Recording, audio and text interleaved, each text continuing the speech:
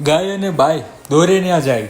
આ કહાવત આપણે સાંભળી હતી, પણ આજે રાજકોટમાં જોવા મળી, જ્યાં એક મહિલા જેના ગાડીની પાછળ લોયર લખ્યું હતું, તેઓ બસની આગળ આવીને ઊભા રહી ગયા.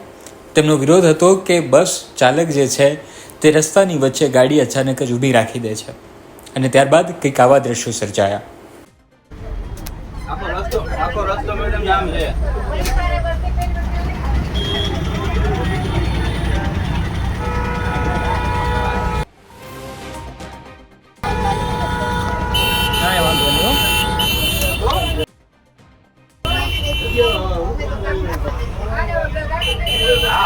હનુમાન મંદિર હા આખે ઠેઠ રૈયા ચોકડી સુધી જામ કરી દીધો. જામ કરી રહ્યા છોકરા બધે તાત્કાલિક ગાડી મોકલો.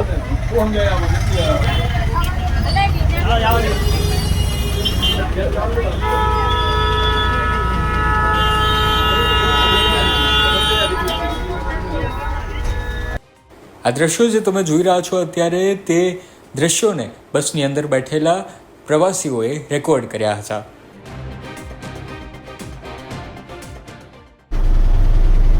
એ લોયર એને એમ કે વકીલ છું ને એટલે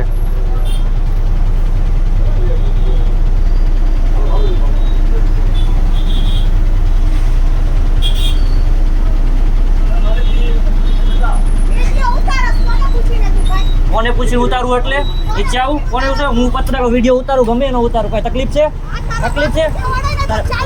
ચાલુ જ છે અત્યારે, કાંઈ વાંધો નહીં. ગાડી આવે ક્યાં સુધી ચાલુ રાખશું, કાંઈ વાંધો નહીં. હો ફોન કરી જ દીધો છે તો તારે, ભલે આપણે વકીલ હોય ને, ફોન કરી જ દીધો છે. હો કાંઈ વાંધો નહીં, ચાલુ રાખો. લાવો લગાડો ને શું નંબર 112 માં લગાડો ને. એમ કે હું સમજીને રાખ્યા હે.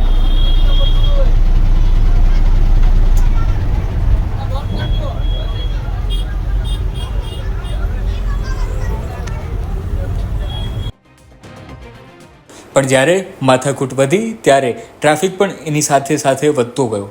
રૈયા રોડ રાજકોટમાં ટ્રાફિકથી ભરેલો એરિયો હતો ને ત્યાં બહેને જે રીતે બસની આગળ પોતાનું સ્કૂટર પાર્ક કરી દીધું, તેના કારણે ભયંકર ટ્રાફિક જામ્યો હતો. અહીં ટ્રાફિકમાં ત્રસ્ત પ્રવાસીઓ અને વાહન ચાલકોએ આખરે પોલીસનું શરણું લીધું અને પોલીસને બોલાવી.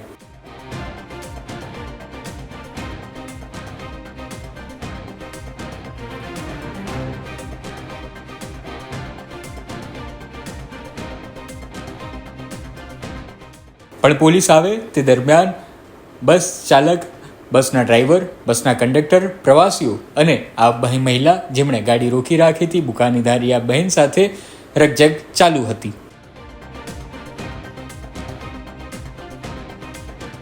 અને આખરે પોલીસે આવીને મામલો થાળે પાડ્યો.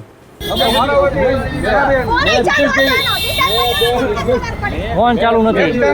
જો તમને હું ચોખ્ખું વોર્નિંગ દઉં છું, બરોબર?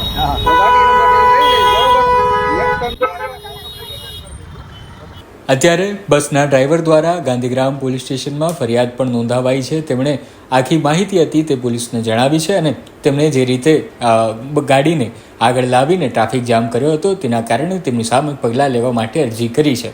આગળ જવું રહ્યું, પોલીસ કોનો પક્ષ લે છે? બસવાળો જે રસ્તાની વચ્ચે જ મુસાફરોને ઉતારે છે, બસ રોકી દે છે તેમનો, કે બસની આગળ ઊભા રહેલા સ્કૂટી ચલાવતા બહેનનો, જેના કારણે ઘણા બધા લોકો ટ્રાફિકમાં અટવાયા હતા. તમારું શું કહેવું છે આ વિડીયો પર? કોમેન્ટમાં જરૂર જણાવો. ધન્યવાદ.